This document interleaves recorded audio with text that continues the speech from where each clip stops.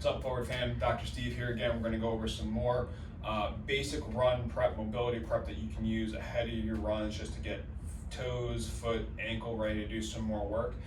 So kind of following off with what we're doing with our movement for our soleus, our lower calf, to get that going.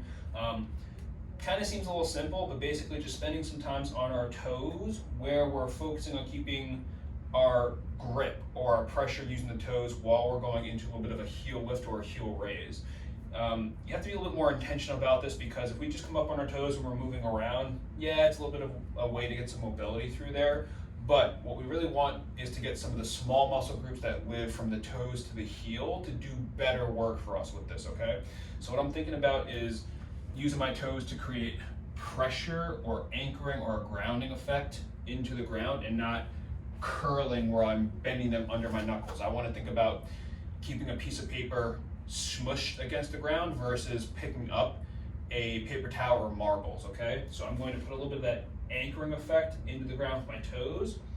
It's going to feel like the muscles underneath my arches are engaged, and I'm going to keep that tension while I raise up on my heels. And then I can try to keep that firm feeling under my toes, pressing into my big toe and my big knuckle while I'm stepping around on there, okay?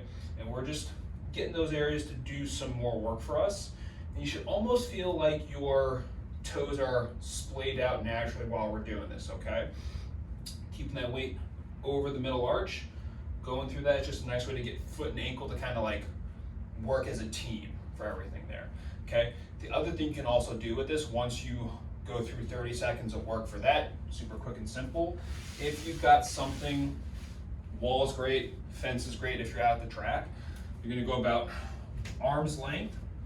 You're gonna have a nice 45-degree or so lean going into some sprinters drills, and we're gonna bring one leg up to 90 degrees, foot's up with it, and we're gonna go through that same movement pattern of bringing the toe up into the ground, working on that first toe range of motion, but also really driving that triple extension through the leg, extending through the toe, the ankle, the knee, and the hip, so we get that nice straight line.